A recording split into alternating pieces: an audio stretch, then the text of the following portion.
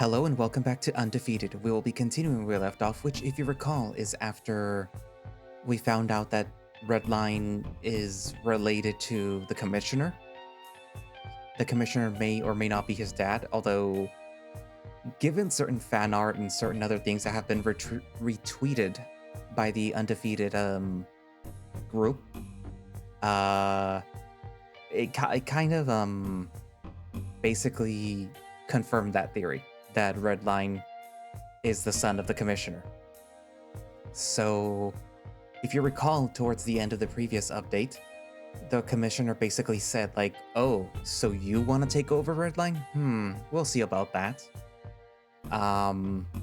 Aside from that, though, Bruce and Xander seem to have kind of made up. Xander hasn't really forgiven Bruce for the beating that he's been giving him, but he does recognize the fact that Bruce is not doing it willingly, that he is just as stuck as Xander is. And yeah. Oh, also, Redline had his fight in the previous video, but he was able to win, thankfully. So yeah.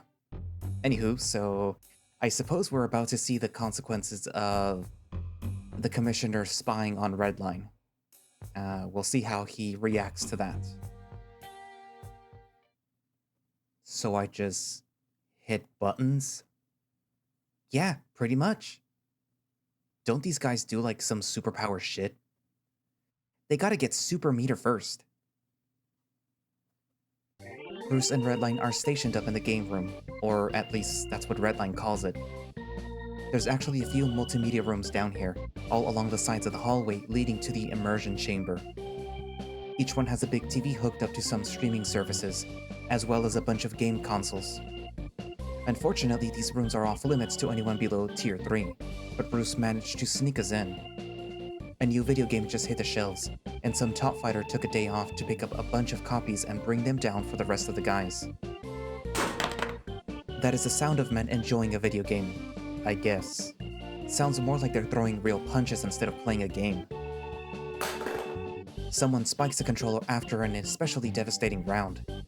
I'm glad that there's so many of them. No one is noticing that Bruce is hanging with Redline over here. Ha ha! The screen flashes bright colors as a huge crocodile guy pulls a heavy machine gun out of his trench coat, completely destroying Redline's character. What the fuck? Who taught you to do that? You did, dummy.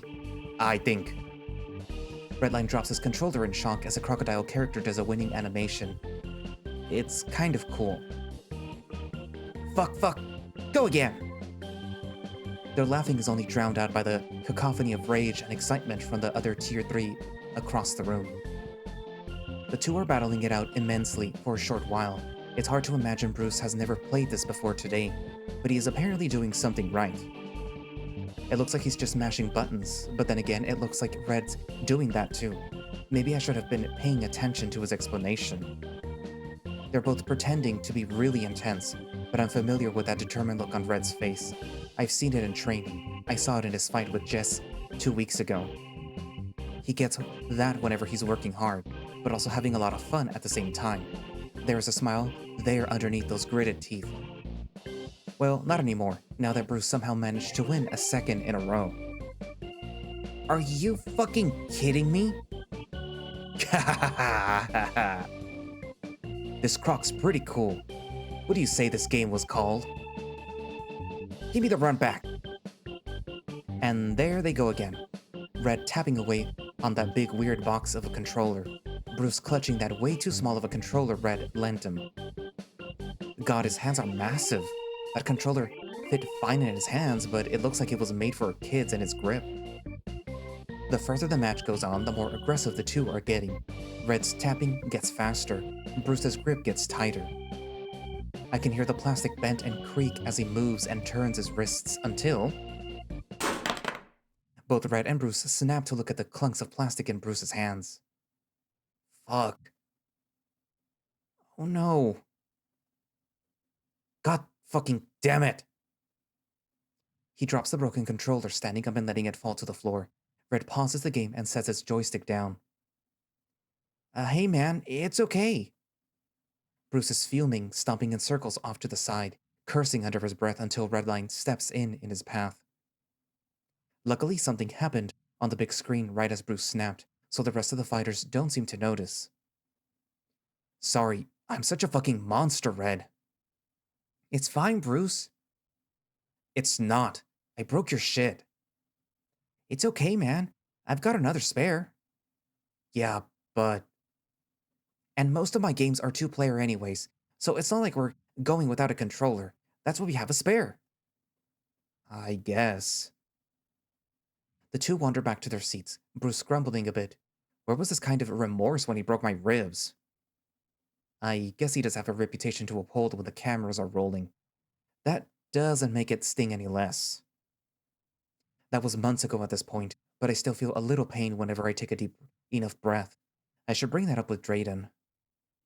So, what else do we have planned? You can use my joystick if you want to practice.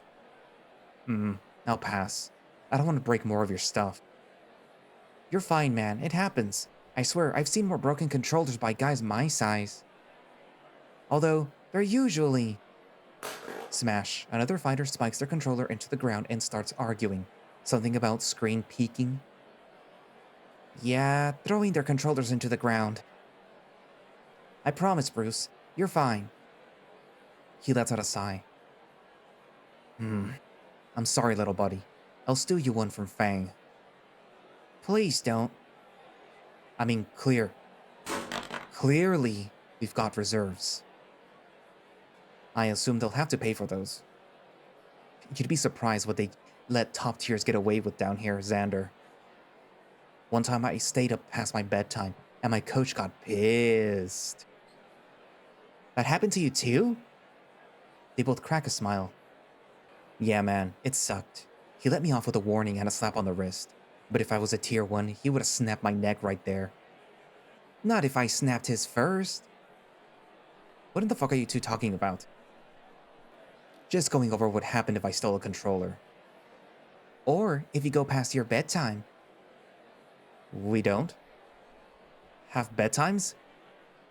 And can't you just buy him a new controller? Bruce rolls his eyes. Well, yeah, if you want to be lame about it. Where's your sense of adventure? I might be better off stealing one, if that's your result. You're not exactly built for stealth, Bruce. Maybe that's exactly what I want you to think. He winks as Redline does an overdramatic gasp. I'm glad that they're at least getting along. Redline was all quiet a few weeks ago, but since then, we've been seeing Bruce more and more often. It's a little awkward, but he always manages to find a way to make it seem like a coincidence. His buds just happen to sit next to us at meal times. He's always somehow working out near our schedule, and now this little gaming session. I'm glad that I don't have to be scared of him anymore. I can at least admit that. We've even been getting a little closer since Red's fight. Turns out he and I are actually from neighboring cities. Fang made up some fake info for his public bio in an effort to make him more mysterious, but we both think that it's because they don't want to advertise a champion as coming from a shady town. I don't trust him fully just yet, but at least now that the threat of him ripping my head off in public isn't present as much. Welp. He stands up for a stretch, ruffling Red's hair as he follows suit. Got any other ideas? I can run up and grab my other controller. Nah, I'm all video gamed out. Yeah, and I've got to head out for an appointment. Ooh, Xander's in trouble. I'm gonna go see Drayden. It's not like I'm getting called to the principal's office. What do you do, Xan? Rob a bank? Steal the controller? He's been staying up past his bedtime for months now. I thought we raised you better. For shame. I'm leaving. They laugh as I finally manage to get away, reaching some peace in the quiet hallway. Okay, maybe a bit too quiet. I hope that they at least find something to keep them entertained. This is the first time that I've had an appointment to see Drayden in a while, even for anything medical, thankfully. I've bumped into him in the halls a few times, though, and the cafeteria too. He's usually accompanied by Bucky, but that might just be a coincidence. Really? Maybe I can grill him about the reasoning for that as payback for how pushy he is regarding my well-being. That'll show him. Drayden's already in his office when I get there. The only thing separating his room from any other room is some kind of oil diffuser. It's sitting on this table shooting out an unjust amount of vapor. Hello, Xander. Thank you for meeting with me today. He's speaking in an overly calm tone. And are those sweatpants? I'm trying something new. What do you think? I fan some of the vapor away from my face. Hotboxing your patients is one way to get them to calm down. Yeah. The doctor laughs and adjusts his diffuser. I've been trying to make therapy sessions more enticing. You'd be surprised how many men down here could use it. You know, I really don't think that would surprise me at all. Another laugh as Drayden crosses a leg and leans back in his chair. I suppose you and I do see the same sort of people day in and day out. I guess so. You just don't have to deal with them being aggressive in the gym. Oh, there's been a few folks in the medbay that require some added security. You know how grumpy some men can get after a loss. Was that a jab at me? Oh no, not at all. Sorry, I chuckle, shifting in my seat. I'm just teasing. Stop that. It scares me. The two of us giggle. It feels nice to have this alone time with him. But I guess we should get started? Of course. What brings you in? I guess I want to talk about my dad. Did something happen since our last session? Sort of, yeah. I got a text from him. At first I was excited because it meant that I wouldn't have to talk in person, but he just told me to call him. That's not very useful. Right? He was always like that, wanting to talk about things face to face. I guess that's not really a bad thing, but sometimes I just fuck up, you know? It happened with my mom too. Can you give me an example? I got a call from your teacher. Care to explain your grades? I don't know. The class is hard. Look at me when I'm talking to you. You need to get it together. Your cousins graduated with a perfect GPA and your father and I did too. I'm sorry. Sorry? Is that really the attitude that you want to have? I'm so sick and tired of... Look at me! She would always hit the table when she got mad. You're not even trying anymore. I'm sick of it. Well, do you have anything to say? Or are you just gonna stand there looking sad? I can't say sorry again. She'll keep slamming the table. And next time, it might not be the table she hits. I don't know what to say. I don't know what to say. I don't know what to say. Xander? I don't know what to say. Whenever people get mad, I freeze up. It happened with Mom and Dad. It happened with the commissioner. It happened when I first met Bruce. And whenever it happens, Why are you mad? It's your fault that it got this bad in the first place. I don't know what to say, so I stay quiet. But if I stay quiet, they get mad. And when they get mad, I want to apologize. But if I apologize, they don't accept it. I don't know. I don't know. I don't know what they wanted from me. I'm sorry. This better not come up again, understand? Yes. So you would lock up whenever faced with that intense fear? Yeah. There's a joke about looking like a deer in headlights. I wasn't about to say it, but... He scribbles a little more down. So you sometimes have trouble talking to someone that's yelling at you. I think that's perfectly normal. And I take it that you try to approach it over text, since you struggle with these kinds of face-to-face interactions? Yeah. But I might have gone a little overboard, I guess. You're finally home. Yeah. I got your texts. I'm sorry. That's what you said in your text, about 100 times too. I'm sorry. You overreacted again. You need to get your attitude in check. Sorry. Stop it. Stop making excuses. You always do this. You freak out and overreact over nothing. Are you scared of me? Do you think I'm going to hurt you? Yes. I'm not going to kill you because of a bad grade. My body tenses up when I hear the garage door open. When you beat the table in front of me, it makes me wonder what would happen if it wasn't blocking me from you. I have to stay up late and listen for your footsteps to stop before I can leave my room so that I don't have to feel you look at me. Don't look at me. I fucking hate you. Please, don't look at me. Don't you feel safe with us? Children that feel safe don't hide themselves away. If I felt safe, I wouldn't be apologizing. If we're such awful people, you can go live with your friends. You said that once. Look how you turned out when I actually left. Stop crying. You're so sensitive. I take a deep breath. Ground yourself. After a moment, I open my eyes and see Drayden. He has so much compassion, so much patience, so much forgiveness. I'm safe. I'm safe here. Sorry. I like to think that I was a good student, and a good son too, I guess.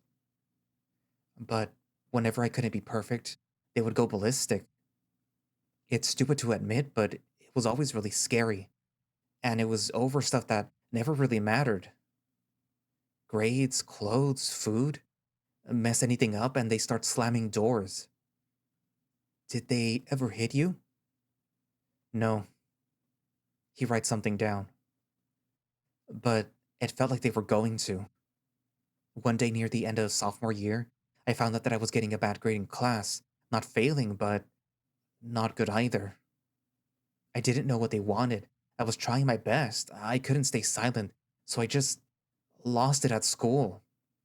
Sent them a fuck-ton text apologizing, telling them that I was going to be better. I wanted to be good for them. I didn't want them to be mad at me. It's such a stupid thing to have a breakdown over. But it felt very real. You said it yourself. It felt like they were going to hurt you. I don't think that it's a bad reason to break down. The threat of physical harm felt real. Even if it was over a D in English class or whatever. It was a C. In physics.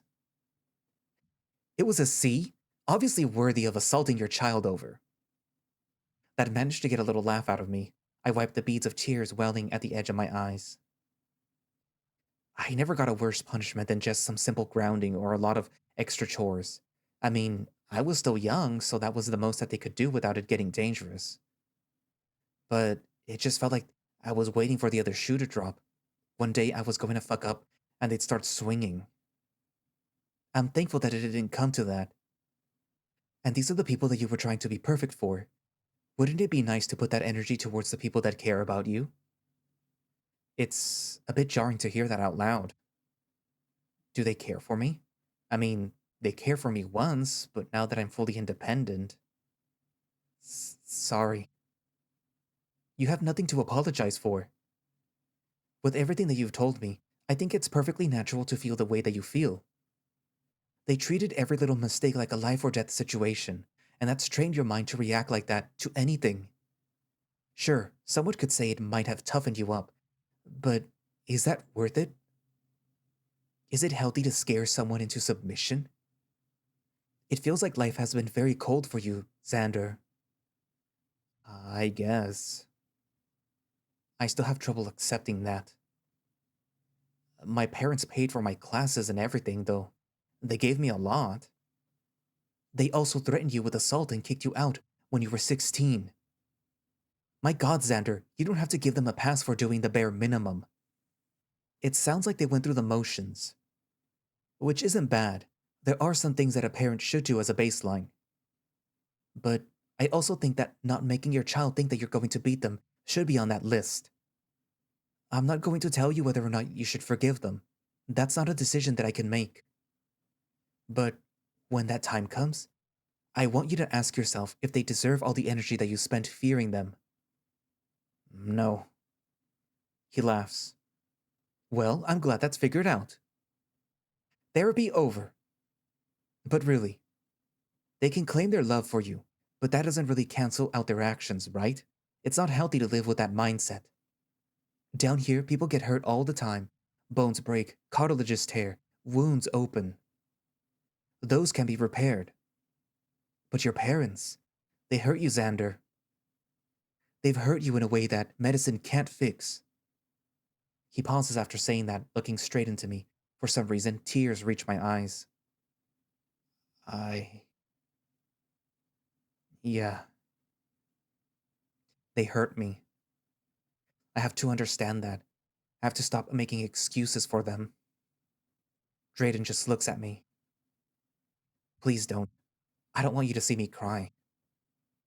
Ignoring a cut doesn't make it go away, Xander. It gets infected. And the infection grows, and it spreads. And it's been festering in you for so long, Xander. Please stop. I have to close my eyes so that he can't see me cry. I don't want this to be his problem. But then... His body presses against mine, arms draped over my shoulders. Drayden is so soft, so delicate, but his hold is firm. I'm sorry that you've been hurting for so long. I'm sorry. And I'm sorry that this hurts now. I'm sorry. But this is the only way that wounds can start to heal. I'm sorry. You're brave for coming to see me. You're brave for surviving. Thank you for being so strong for all this time. No more.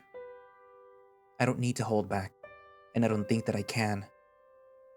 I start sobbing into Drayden. All this ugliness, all this hate, forced out of my body. My heart doesn't deserve the weight. It can't carry it. I don't deserve to carry it. I forced my heart to stay cold so nobody could come near, so I didn't think that I have to be afraid of anything or anyone. But Drayden's hug, his voice, his body, it's all so warm. You're safe here, Xander. I'm safe here. I'm safe. Those words scare me. I don't know what safe is, or maybe I forgot it too long ago. But here and now, I don't have to worry. I thought I could just get past it. I thought that it would go away when I left.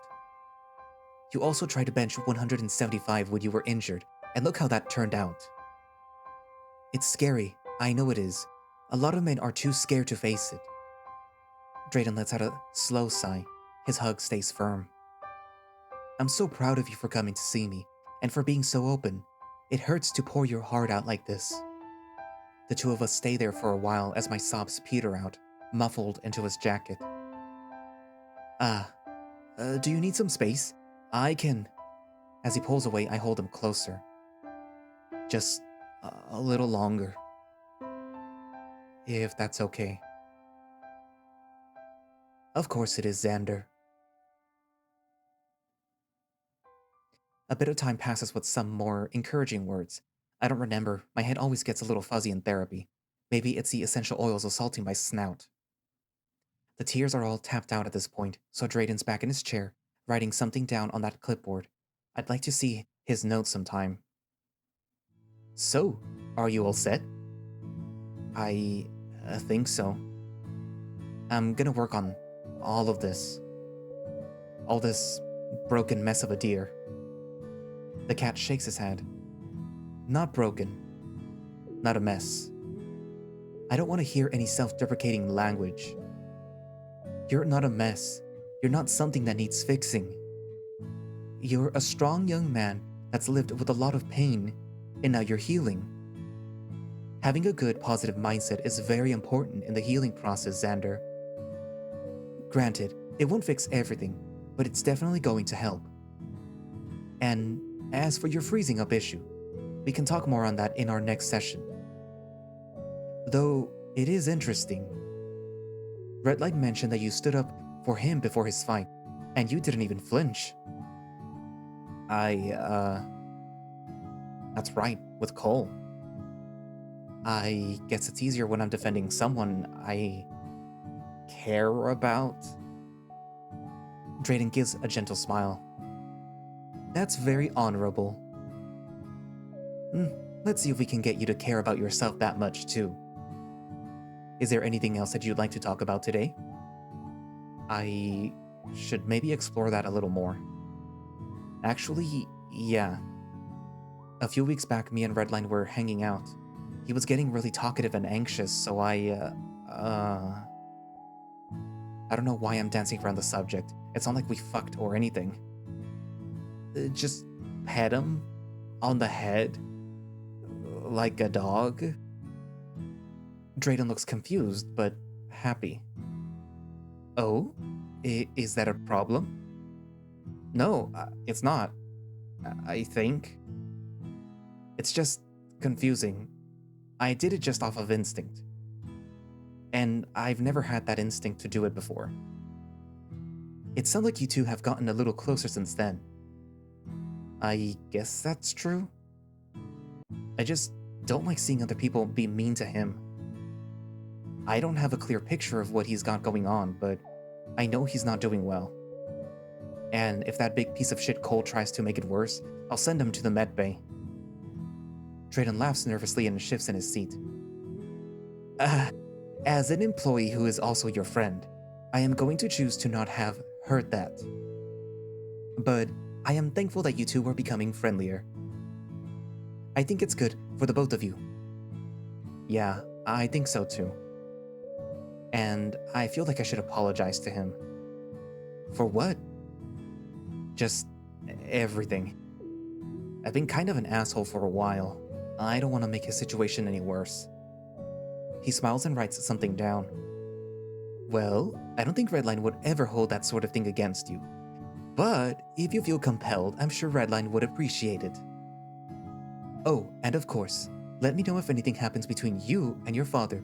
I am always here if you need me. I nod and make my way to the door. Thank you, Drayden. I take a deep breath and move on. I don't like to think about that sort of stuff. It tugs at the hole in my chest, makes it feel like something's missing. Maybe things would be different if I didn't have to suffer like I did as a kid. Maybe I wouldn't be here. Bruce wouldn't have to worry about his job, but maybe Redline would still be living alone. A shudder creeps down my spine when that thought appears. I don't know how well off Red would be without me. That sounds a little selfish, but I can't help but worry about him. Him and his soft fur. Fuck, right. Why did I pet him in the first place? He seems so anxious. I couldn't just let him feel scared. It's the last thing that he needs, especially with everything he's going through. Yeah, that's it. I was just trying to be nice. So why do I want to pet him again?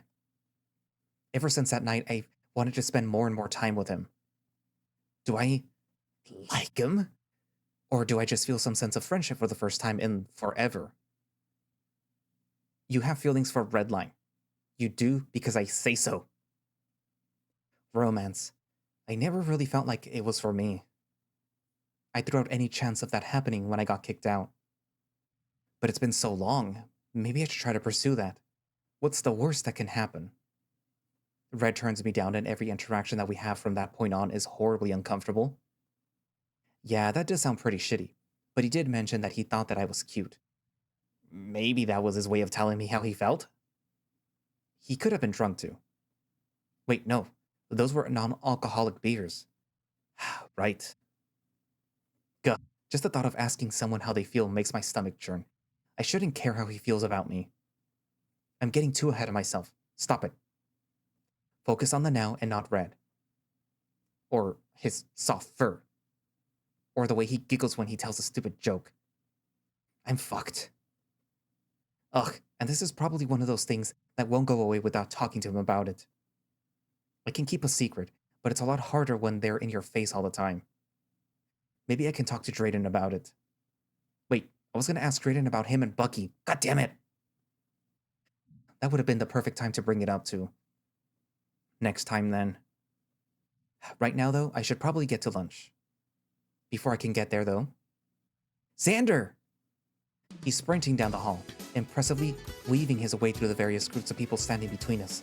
Of course, most of them manage to hear his call and step to the side before he accidentally barrels into them. Once he's close enough, he dives towards me. Thankfully, I'm used to this. I catch the hyena letting his momentum carry us in a spin, so I hold him close. Red has an apparent blush on his face and giggles a bit before he speaks. Hey, dude.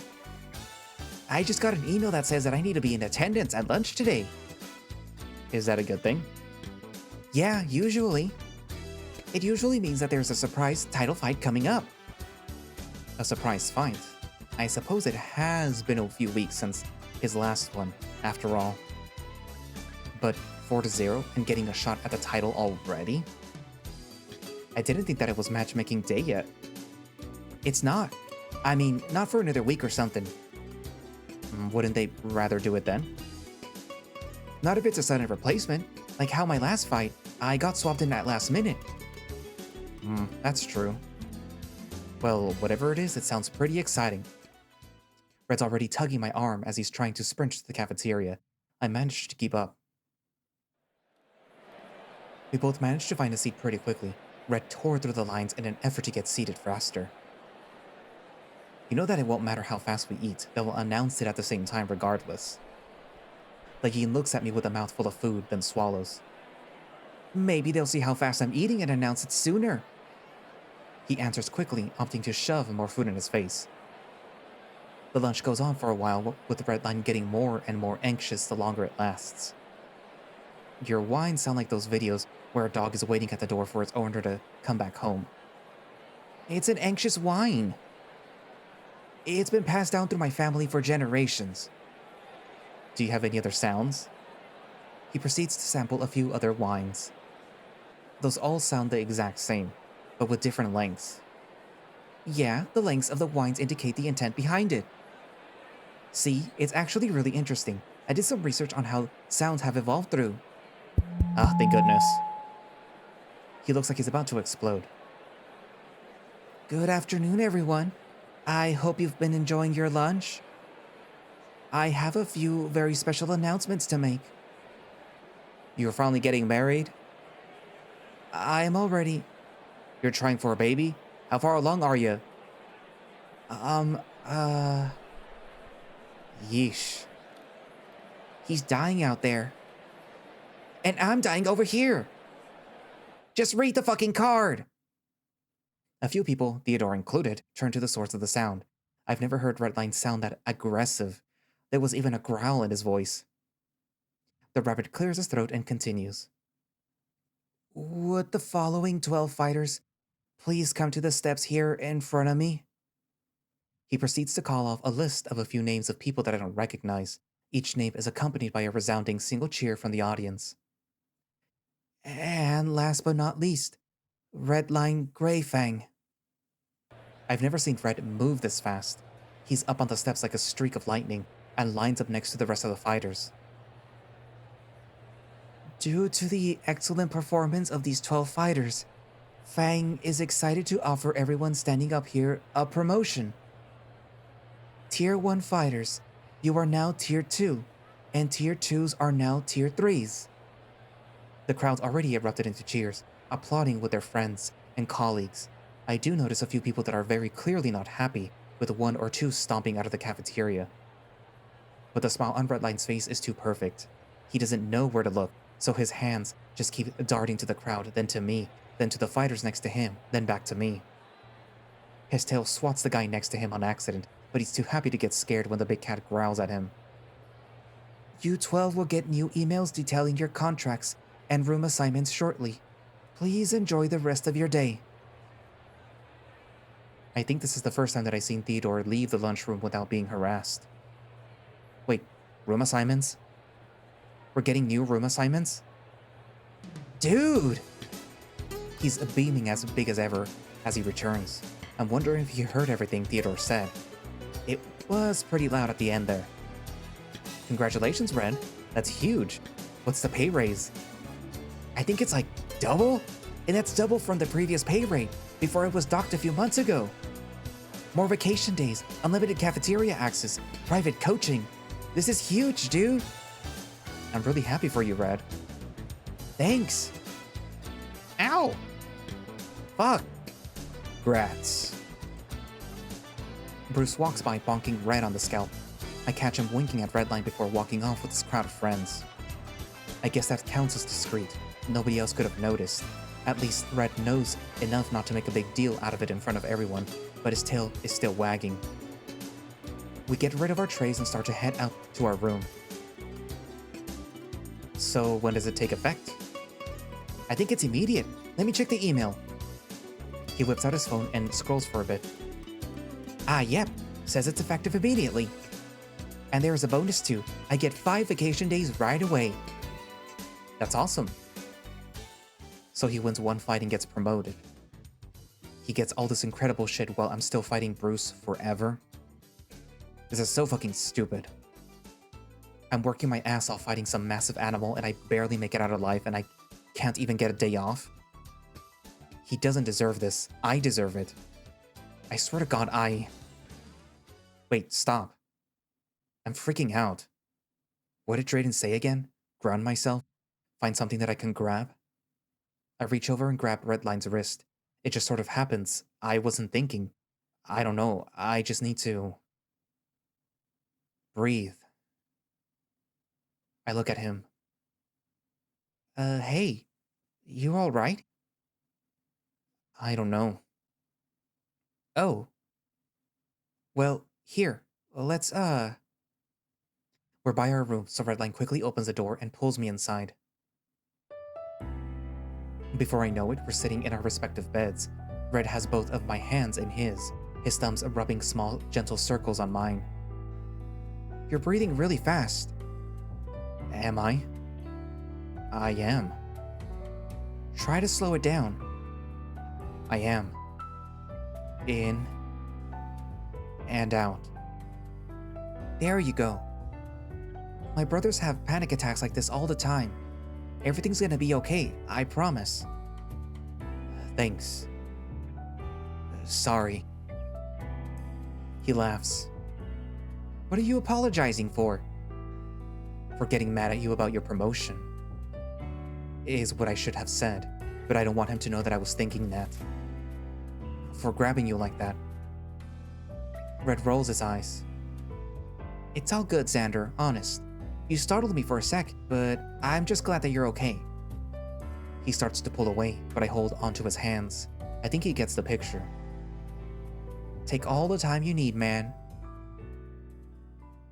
Time passes and my head starts to clear. I'm glad that I didn't lose my cool at him again. He doesn't deserve that, not right after he got this kind of news. All better? I think so. Thanks, Red. Happy to help, man. You said that you helped your brothers like this. You said that you helped your brothers like that? He gives a nervous laugh. Yeah, for a while it was rough. I think everyone in my family has problems with it, but Blake and Grant especially had it bad. Don't know why, but Dad seemed to have it out for them. They weren't really, masculine or whatever. Soft, but like, in a nice way, you know? Dad always gave them shit, calling them sissies or sensitive. That sort of thing. He never really cared what they got up to unless it was something he hated. Then he'd get mad at them. I wasn't old enough to remember too much about Grant, but Mom always made sure to point out how he stopped smiling in family photos. He loved hearing that every time we looked through the albums. Blake and I are only 2 years apart, so we shared a room. He was always really quiet, really shy, really bad at eye contact or just, talking to anyone. Grant went off to college just as Blake got into high school, but when he came back for the summer, he was totally different. He sat me and Blake down and taught us about stuff like panic attacks and anxiety and everything. I thought that it was kind of weird at the time, but Blake was crying, and then he hugged Grant. He never hugged anyone, not even Mom. Anyways, after that, whenever Blake started freaking out, I was there to help. Not make it worse. But yeah, Blake and I got really close for a while. Then he went off to college, and none of us really heard from him after. Grant too. They both do their own thing now. I think they hate Dad, and I don't really blame them. There is a beat of silence, and Red shakes his head and sighs. Sorry, I didn't mean to ramble like that. So, you're feeling okay? It sounds like your dad's a real piece of shit. Uh-oh. Sorry, I meant. No, it's... I mean, he can be a lot. At the very least, it sounds like he wasn't great to your brothers. And suddenly that became your responsibility. I guess that's true. But hey, now I'm able to help other people when they need it. You always manage to look on the bright side of things. Someone has to. He laughs, but I feel like he's playing it too cool. That's a lot of pressure for one person to carry. Maybe I should help him. Thanks, Red. So, you can do private coaching now? Yep, though I'm still considering sticking with Bucky. I got a score to settle with him. What's the score, like 80-0? Hey, I made him tap out once. So 79-1. He laughs and I smile. I guess I should bring it up now. And... rooming? His ears fold a little at hearing that, and he pulls his phone out. Yeah, I have a new room.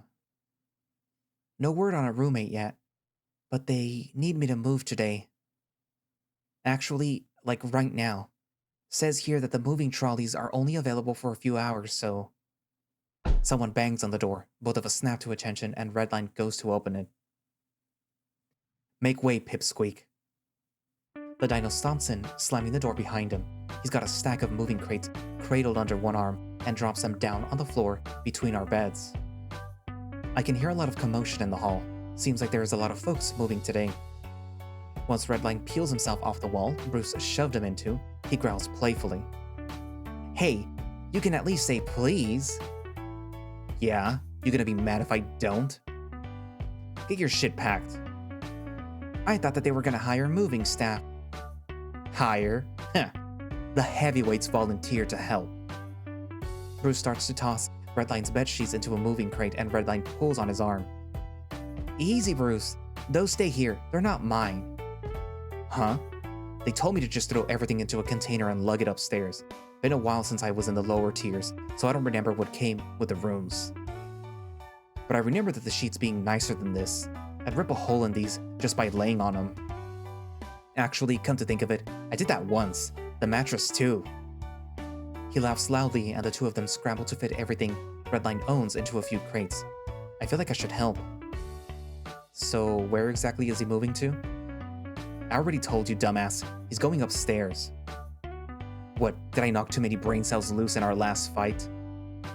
He's talking loud, but shows no animosity in his face. I guess he's trying to keep up appearances since the hallway is so full of people. He actually mouths the words, sorry, at me. I haven't seen the place, but maybe we can see it together?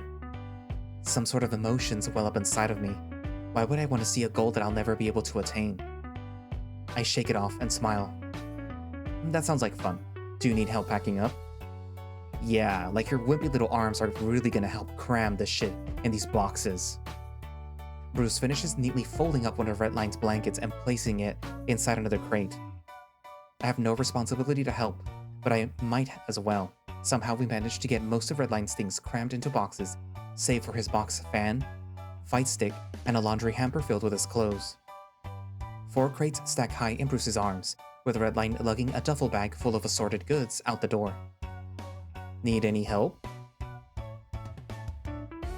Bruce laughs as the door opens. Yeah, if we need help crying like a little bitch, I'll give you a call. Here, take the shortcut. We make our way into the side staircase, going up the stairs this time. 1, 2, 3 flights up, we find a door that looks similar to the ones on our level except... Hey Zan, grab the door. There's a fingerprint lock. Shit, I can't. I think that it should work for me. He presses a thumb to the pad, and sure enough, it beeps and unlocks. The Tier 2 hallway, it's wider than ours, and the rooms are spaced further apart, so they must be bigger. Oh man, this hallway's huge.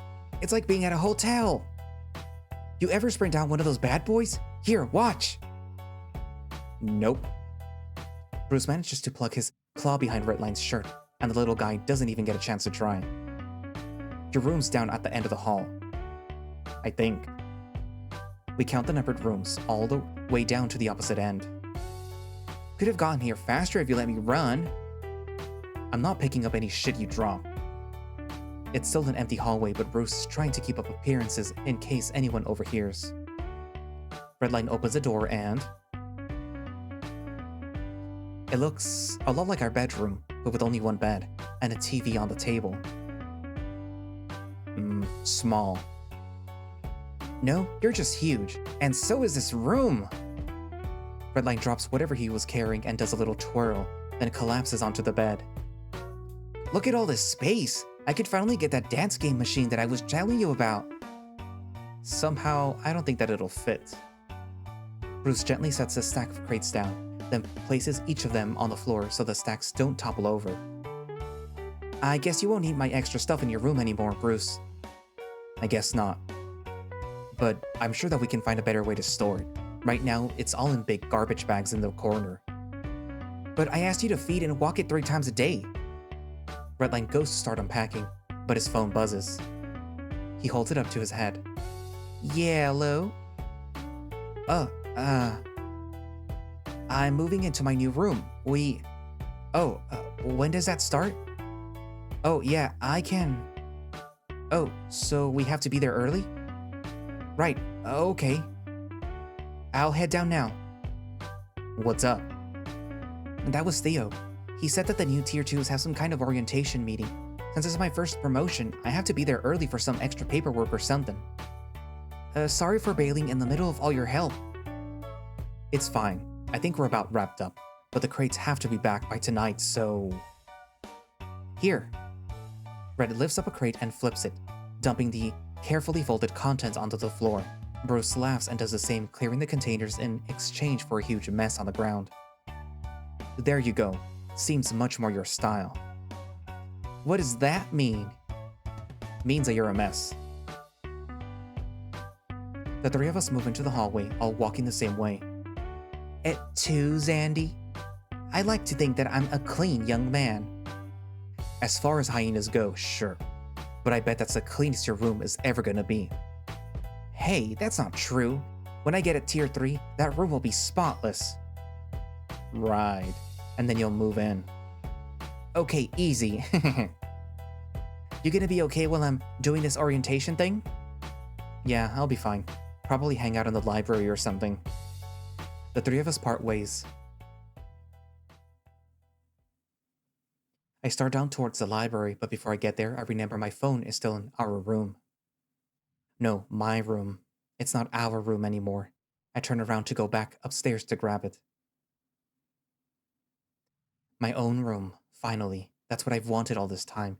Some peace and quiet. I get to the room in record time, or at least it feels faster because I don't have someone talking my ear off. A few of Redline's things are still here. He's still planning to come down and grab them, but I guess that'll happen later. My phone's sitting charged on the nightstand. I drop down on my bed and let out a long, tired sigh. I'll just hang here for a minute before heading down to the library. No Redline, no Bruce, just peace. And quiet. Feels like a long time since I've been able to just relax, knowing that someone won't barge into my room. It's nice. The last time that I felt like this was right after I moved out of my parents' place. God, I was so scared. My hand was shaking when I went to sign that lease. I'm surprised that they even rented a place to a teenager. I guess landlords will do anything if the money's good. I wanted to stay with Vinny for longer, but he'd done so much for me already. I was such a burden. Maybe I should give him a call sometime, catch up with him, see how he's doing. Not that I'd be able to visit him until I'm out of the shithole. That would require me to actually win a fight, but everyone knows that won't happen. Bucky and Drayden probably know that much too, but they don't know how to break the news to me. Might as well resign to a life of getting my ass beat by Bruce, right? At least he has enough of a heart to try not to kill me. I need to start being realistic, If I had any sort of value, I would be winning fights already. I'd be tier 2, like Red is. So in a way, I probably deserve this. The fights, the lockdown, the isolation, it's all punishment for me. No, stop. What am I even thinking? I sit up on the bed and immediately notice how fast I'm breathing. Slow down. Breathe. This panic attack shit never stops, does it? Does being alone with my thoughts for 5 minutes really do that much damage to my psyche? God, I'm so fucking pathetic. Just chill the fuck out. My voice reaches no one's ears. I'm alone. I'm alone. Hang on, someone's at the door. The electronic thumbpad beeps and the door unlocks. They still have you registered on my door, Redline? I turn to greet Red and see Bruce standing there, alone.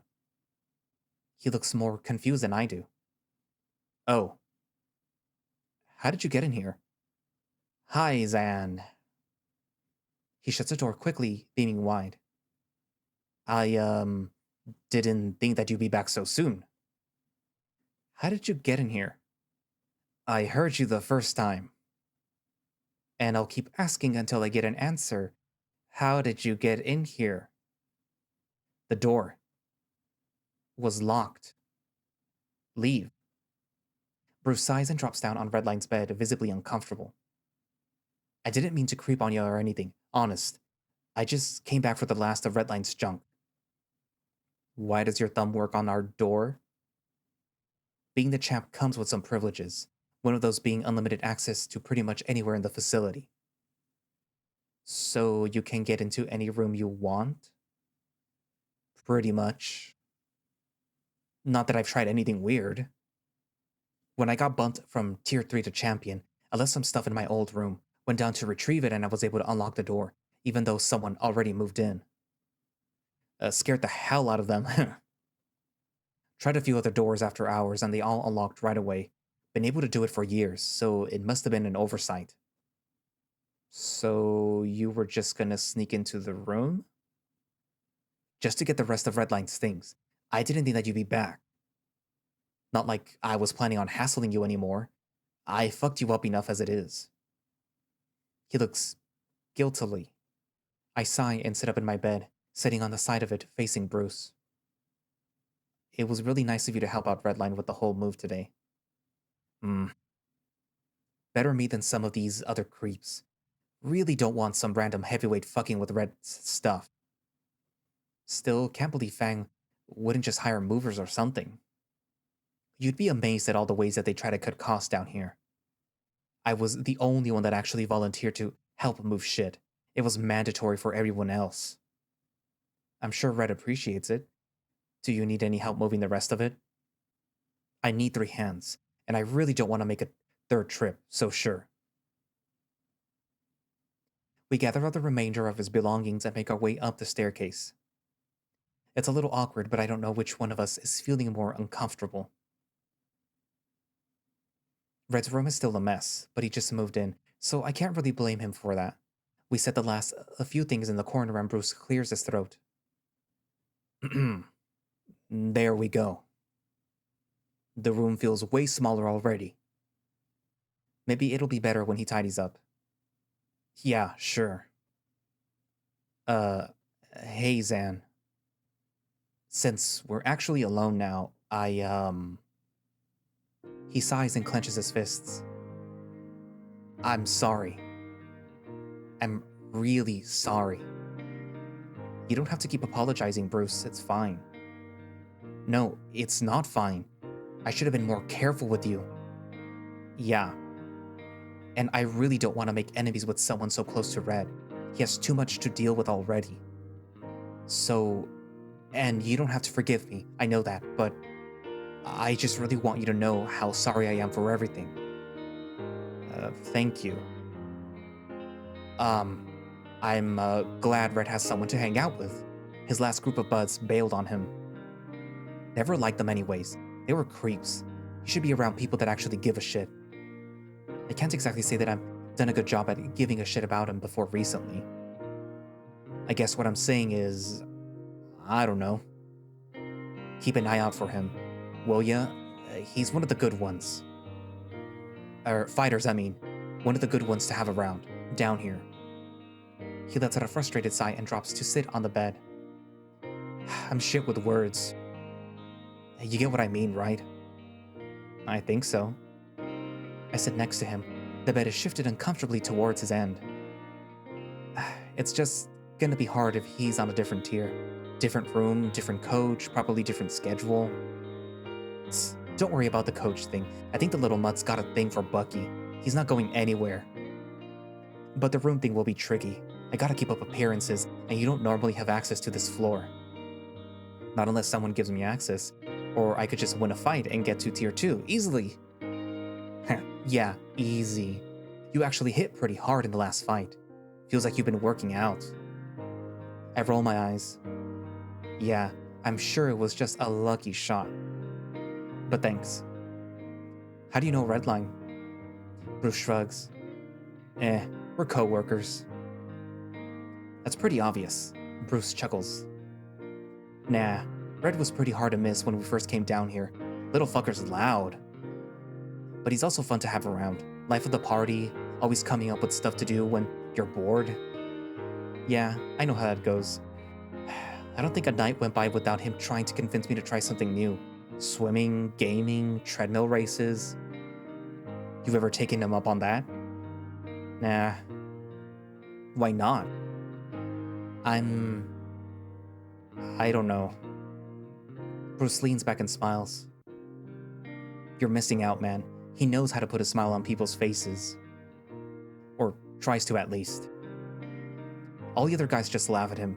Pisses me off real bad. He deserves better than that. Better than all of this. There is a beat of silence and Bruce continues. Anyways, first time that I see this guy, he starts freaking out, like in a good way. Happens all the time when I meet fans.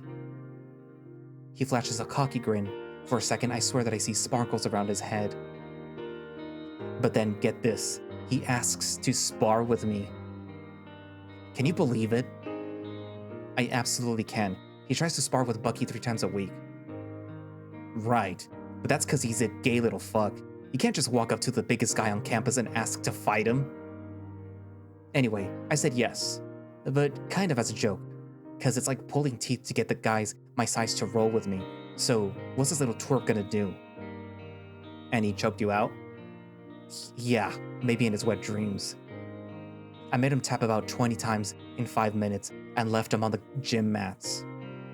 But the little fucker came back the next day, thanked me, and asked for a rematch. I always feel like that'd get annoying fast. Maybe if he was an asshole, yeah, but that's the difference between Red and the rest of these creeps. Red gives a shit. He gives a shit about you, about MMA, about getting stronger. And when we wrestled, he wasn't just trying to prove something or get his rocks off or whatever. He actually wants to get stronger, and he has fun doing it. So no, it's not annoying. I'll wrestle him any day. Or at least I would, till I got a little fun sermon from the commish about fraternizing with the lower tiers.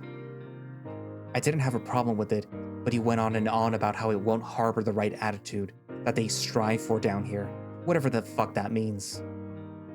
And then you joined the picture and, yeah, it's been a minute since I got to hang with Red.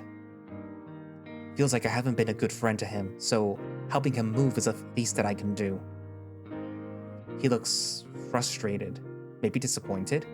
It's so hard to tell, but at least I feel like I can lower my guard a little bit. I know what you mean. I haven't done a good job of being too friendly with them. I guess he's waiting for me to continue. The way that I live above ground was totally different. I was alone for a long while and I kind of expected that to be the same down here. But he just never quit. I didn't get it and it frustrated me. I didn't deserve it. I still don't think that I do. And so I keep being an asshole expecting him to get fed up and leave. And then I wouldn't have to feel bad that he has to put up with me. Then I could continue being alone and he could find someone else that deserves his good attitude. Sounds like bullshit. I don't know what you did to think that you deserve to be alone, But if you're anything like Red, it's probably bullshit. Plus, he wouldn't try to be your friend if you were an asshole. But I'm glad that I finally got an explanation. You said a lot of shit when you were loopy from those meds. Meds. Oh right, the trim. That was you. You carried me back to my room after my trim? I thought that was a dream. Nah, you're light as fuck, and it was a short trip. Why did you do that? Bruce shrugs. 'Cause I needed to. Who else was gonna bother? I probably could have gotten back on my own. And if you didn't? Sorry. Don't start. The last thing that I need to hear is another lightweight apologizing for nothing. But if you're really sorry, then pay it forward. What do you mean? Sounds like we both owe Red back for putting up with our bullshit. And I don't know if hanging out in his room without him counts. Oh yeah? Huh. We really have been in here for a while. I let out a small laugh. I'll think of something to do for him then. But we'll probably get in trouble if we stay here for too long. Got any ideas? What, you still want to hang out? Clingy. He flashes a smirk before standing upright, stretching out as tall as the ceiling will let him. Fine, I got an idea, but you might have to break a few rules. Are you gonna report me? Don't give me a reason to. His massive hand reaches down, probably to ruffle my hair, but I flinch. There is a pause before he pulls his hand back. Let's go. Where? Bruce had already opened the door, his claws raising to his mouth, signaling me to hush silently. I roll my eyes and follow him down the hall. We creep down one way, taking a side hallway that leads to an elevator. Once inside, Bruce presses his thumb to a square on the side, and it immediately kicks to life. I'll ask again, where are we going? Penthouse. Penthouse? The elevator stops and opens to reveal a set of closed doors. Bruce unlocks them and steps inside. I step into Bruce's room. No, more like an entire house. The doors lead to a living room area, divided by a hallway with doors that lead into other rooms. This is enormous. Yeah, renovated and decorated it myself. Did you actually? Fuck no, I'd probably break something. Well, not probably, I definitely have broken a couple door frames. Come on, I'll give you the tour. Bruce leads me through the entryway. Living room. He's got 2 couches with a huge flat-screen TV, along with an entertainment center housing a lot of books and game consoles. I can't help but wonder. It's weird. It feels too nice? That's not what I should say, but Bruce laughs. I get what you mean. Like I said, I didn't furnish it, but they did a way better job than I could ever have. As long as the bed's comfy and the food's good, I don't really give a shit. Oh, and the temperature. Yeah, I noticed. It's kind of muggy in here. That's the humidifiers, and I usually keep the thermostat cranked a bit. I can turn it down for you if you want. I guess that's the dinosaur's blood for you. I'd feel rude asking him to change his living situation when he was the one that invited me. Here, 1 sec. Without asking, he presses a few buttons on the keypad on his wall, and the temperature starts dropping right away. Sorry about that. You really didn't have to, it's fine. But thanks. He smiles and continues the tour. Dining room. Bedroom. Bathrooms at the end of the hall. It's all so much. Why does he need a full-size dining room? His bed looks as big as my entire room, and his room is almost 3 times the size of that. I think that was my favorite part about getting champ status, the private bathroom. No more communal shitting. Yeah, I bet you have a lot of hot water in your shower too. And the tub. Bruce opens the bathroom door, revealing a bathtub. No, more like a hot tub, with enough space for even Bruce to walk around in. They don't even have tubs above ground that fit me well. I could swim laps in this thing. Don't tell Red that or he's already tried. I told him that the pool is for swimming laps, and my tub is for getting dunked under while the jets are on. Oh, so he knows about your room too? Yup, invited the little twerp with a bunch of other guys one time to watch some Apex fights. Apex is a rival fight league. There's a lot of talented guys in there. I'm sure Redline fawns over them all the time. I know he's brought up his many, many crushes on the men from Clawstar, so Apex seems up his alley too. Sounds like a fun night. Yeah, cleaning up after a bunch of wild animals that ransacked my fridge was awesome. There is a reason that I haven't hosted a fight night since. Your fridge? You have a kitchen? Oh yeah, the end of the tour. Bruce leads me through the final doorway off to the side, revealing a massive kitchen. Plenty of countertop space, a kitchen island with a stove, and a huge fridge that Bruce starts digging through. Sorry, I suck at hosting. You want something to drink? You have this whole kitchen all to yourself? Yep. We don't even have access to the cafeteria all the time. Bruce sighs and closes the fridge door. Yeah, and I hear the hours are gonna get cut more, so stay on top of that. Where'd you hear that? Champ's intuition. He takes a swig of some heavily branded beverage featuring Fang's logo as part of the promotional deal. And I overheard Theo talking about it while I was doing a photo shoot. Great. Bruce slides a similarly branded bottle across the counter towards me. It nearly topples over, but I catch it and have a sip. Not bad. So first they lower the portions, and now they're fucking with the meal hours. That's the part that I don't get. Some of these guys have specific diets. Hell, I probably wouldn't be where I am if I couldn't make my own meals. Feels like they're making it harder for us to actually succeed. Hey, the less people that succeed, the less money that you gotta pay employees. That doesn't feel like a good way to run a business.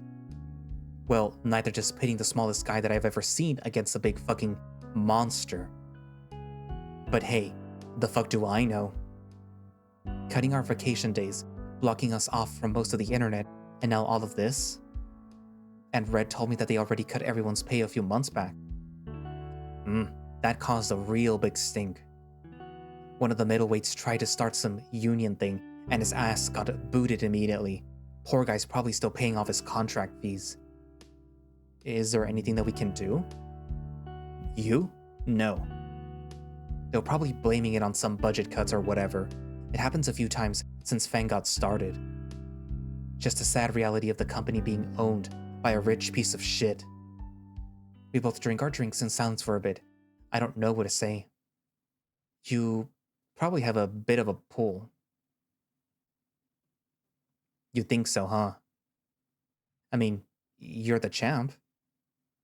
Hell, you got brand deals. I gesture to Bruce's face on the label of the bottle I'm drinking from. He sighs. It's not that easy, Zan. You think that I haven't already tried? Old fuck just tells me to stick to my job or I lose it. Lose it? Yeah, my job. Everyone down here is replaceable, Xander.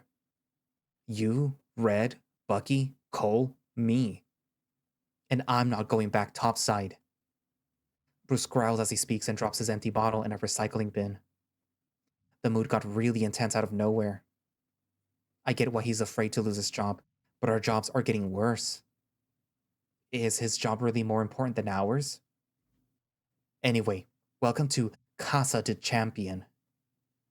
Got any questions? Sure. Why did you show me this? Just wanted to show off. He flashes a shit-eating grin. Just kidding. Figured that you didn't want to be alone in that cramped little Tier 1 room all day. Well, it's less cramped now that Redline's out. Until someone else moves in. Hey, maybe they bumped that Jesse guy down and you can stay with him. Maybe they'll throw Cole your way to free up some space in that Tier 3. Ugh, no thanks. I'll move back in with Red then. Daw, gonna share a bed with a little guy. I guess you're pretty small. You both could fit. He sprawls out all over his bed, so he might just kick me off. I've tripped over his sheets more times than I can count. Well, worst case scenario, my couch has a pull-up bed, so... I don't think I know how to respond to that. I think Bruce also picks up on how strange it sounds. Not like in a weird way or anything. I'll keep it in mind. Sure. The air between us starts to go stale, and Bruce sighs. So yeah, if you and Red ever need, you know, a break from all of this. His fingers are tapping against the marble countertop with his own hand clawing at his arm. Is he feeling impatient? He probably wants me out of his hair. I should take my leave. I gotcha, thanks. I should probably get going though. Wait. His claws curl up, gripping the side of the table. Never mind. Yeah. You know how to get back? The elevator? Yeah. Oh, right, the drink. Maybe leave it here? Can't have them seeing you drink stuff from topside. Good call. I guzzle down the rest of it and leave the bottle on Bruce's table before making my way to the exit. See you around? See ya. He looks as grumpy as always. But as I take one last look around, I can make out some faint details on the walls and some furniture. Claw marks, looks like, on the walls and the door frames. He's covered them up with paint, and the ones on the sofa are barely peeking out from under the throw pillow.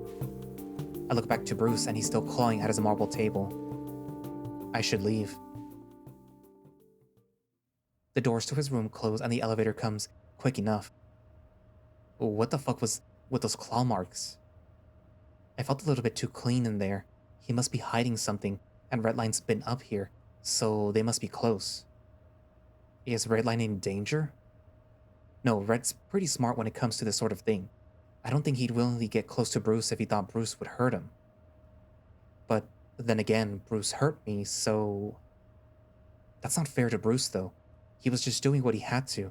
I had to get it out of my head that Bruce has ulterior motives. He's just being nice. Even if his house is littered with scratch marks that are so obviously his, I can only imagine how scary he gets when he's actually mad. No, he's gotten mad before. When he cornered me in the med bay right before offering to pay for my way out, and in the gym when he apologized. Thank God he stopped himself. Those claw marks looked pretty scary. I should warn Redline next time that I see him.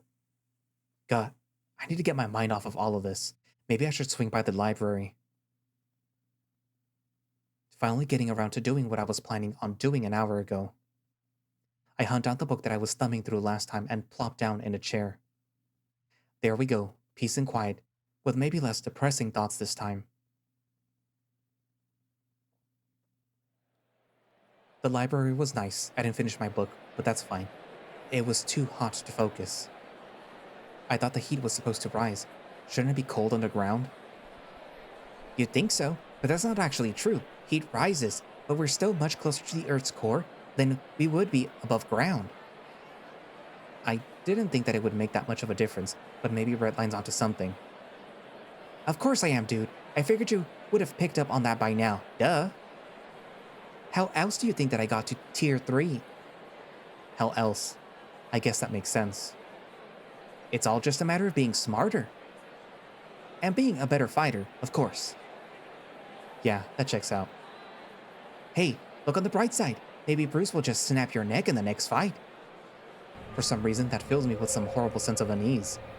Something from the pit of my stomach starts to grow, up through my chest, up and into my throat. I can feel it stretch the lining of my diaphragm, aching to get through until it blossoms at my lips. Stop. It's all I can manage to say, choking on the words that are getting swallowed down my throat. I can't breathe. I can't get words out. I'm choking on nothing. Nothing he can see, but it feels real. It's real and it's stuck in me, and I need it out. I need it out and I need it out. My hands reach for his paws, nearly throwing myself over the lunch table to grasp for them. The raw force of my grip alone almost manages to snap his wrists in half, but he stares at me as if it's nothing. I double over, coughing and hacking every violent thought out. Blood splatters onto the table, each drop spelling out my sins, my fears, my love. Shit, kid, you made a mess out there. Right? Maybe that's why his parents got rid of him. I didn't need them to tell me that I'm a piece of shit. Silence spreads throughout the cafeteria in an instant. Everyone's eyes are on me. Some scared, some shocked, some angry. Redline chuckles nervously and clears his throat. Hey, Zan? You kinda made a mess. I did? Oh, I did. There's blood all over the table. Some of it is even spilling on the floor. I can help you clean it up. Like you always do. Like I always do. Here, you have some on your lips. He brings a napkin up to my face, dabbing at the blood, the copper reminder of what I deserve still fresh on the root of my tongue. I can't stand looking at him. He's always cleaning up my messes. He's always putting in the work to make me feel good, and I treat him like shit. I know. Oh. He knows. I do. Then why is he smiling? Because maybe I deserve it too. My stomach starts to swell again, and I can feel it growing up through my throat. I clutch at my own neck, leaning back and turning away, but end up stumbling and dropping to the floor. Don't look at me. Don't look at me. Don't you dare say that you deserve this. Nobody deserves this. Nobody deserves to feel the way that you feel. Then, I guess you don't know me as well as you want to. Another cough, another spray of blood, this time on the floor. My whole body is shuddering, the same way that I get after I throw up. I got sick a lot as a kid. Makes sense. You're always pale as hell. How many nights did your parents waste staying up with you while you were sick? Too many. Poor thing would be better off dead. Especially when they found out that you're a faggot. The bubble already present in my throat popped before I could open my mouth, and I collapsed in a puddle of my own blood, with more dribbling out of my mouth. It hurts. My throat feels like it's been scratched and clawed raw. Claws, like Bruce. Bingo. I can feel my throat. I need to say something. I need to get these words out before I end up choking on them, and I need someone to help me. I need help. Please. Red. Bruce. Someone call a doctor. Drayden can't stop you from getting sick. He can only filter through your bullshit. You're the only one that can do the things that you need to do. I need help. Redline sighs, rolling his eyes, and walks over to me. All right, Xander. I'll help you just this once. He reaches down, pulling me out of my blood. No, it's more like oil now. Thick black tar that's starting to spread its way across the floor. Bruce has already stepped out of it, but everyone else is sinking. Redline hoists me onto his back, and I clink lazily over his shoulders. He smiles as a trail of ooze drags down onto his arm. See what happens when you keep it bottled up? I'm sorry. I know. I'm going to weigh you down. I know. You're better off without me. Xander, I know. Let's get you to the doctor. Maybe he can fix you up again. I don't think that I deserve to be fixed. I know. I don't think that I do either. Why are you being so awful to yourself? You know that I can't say anything to comfort you right now. Right now? Then what's to stop you from any other time? I think that I would throw up if I tried. Then I'll help you clean it up. You're too good to me. I know. But hey, look on the bright side. Now that I moved out, you won't have to see me anymore. I blink and the hallway's gone. Where did it go? Where's the cafeteria? Redline, Where's Redline? I was on his back, and now I'm on all fours in the tar. It must have spread outside the cafeteria. I wasn't fast enough. My maw opens to cry, and nothing but tar deluges out. My throat is so raw that it's gone numb. There's so much nothing piled up inside my stomach that I had to go somewhere. Better out than in. No, that's not true. It would have been better inside of me. Then everyone could be happy. Everyone would carry on just fine. It's pulling me under. Maybe it's not so bad. Maybe this is what is supposed to happen. Maybe it's better this way. Like falling asleep. I drop to my side and the tar melds with my clothes. My fur, my skin, my bones. Everything's fuzzy. It's too damn hot down here anyway. Xander? His voice rings through the ink, and I try to move. He's here. He's going to save me. Xander! My stomach is dissolving in this tar, but that's okay. It'll be okay. I need to be okay. I need to be okay for him. I don't want him to see me like this. Only a nerd like you would fall asleep reading a book. What? I didn't.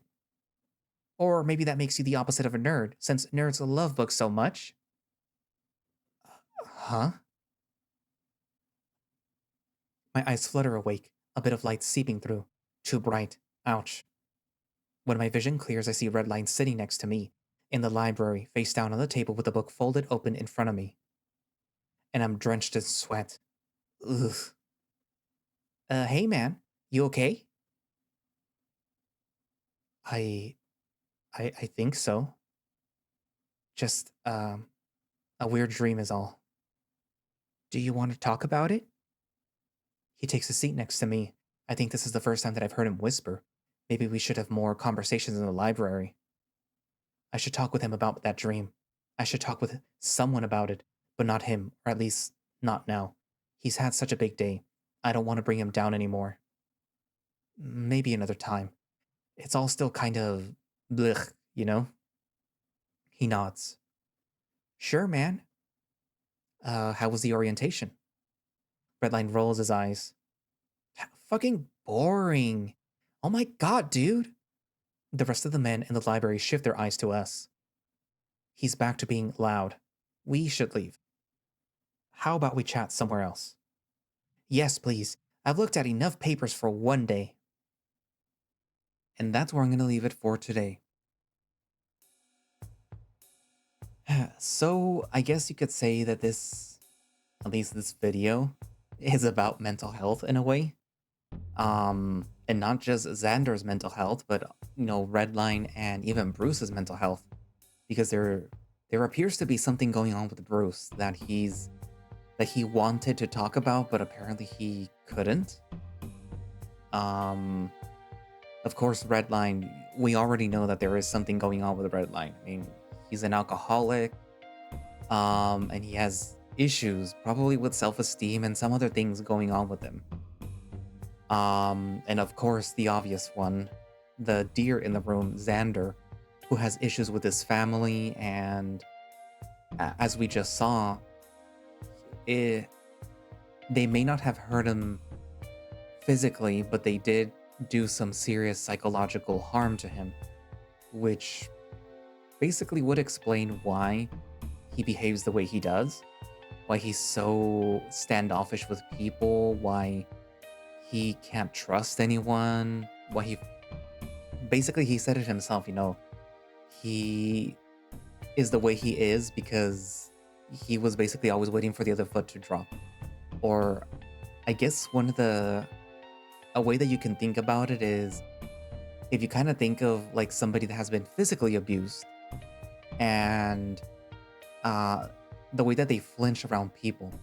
And that's kind of what he's doing, except that it's not, even though he was waiting for the physical abuse to appear from his parents, all he got was psychological abuse, which was just as bad.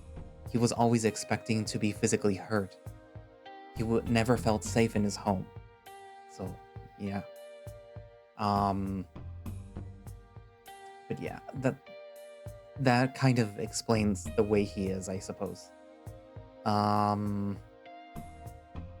See, this is good. Like, this story, you would have just thought like, oh, it's just like a fighting furry visual novel. There's like very little to no romance going on, even though at this point you kind of, well, I don't know if it's because of what I did, but saying like, oh, I think Redline's a little cute, or if it's just part of the story where Xander, I suppose, in working out his past trauma, he is also allowing himself to open up to, to his friends, his quote unquote friends, the people that are being friendly with him.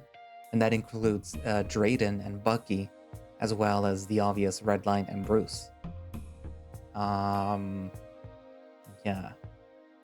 But yeah, like, that's the good thing about this visual novel. Like, it's a furry visual novel, so you expect, a few things, which it's not actually delivering upon, but it's giving you something else entirely, which actually is just as good, which is something that you normally don't get from, furry visual novels, which is,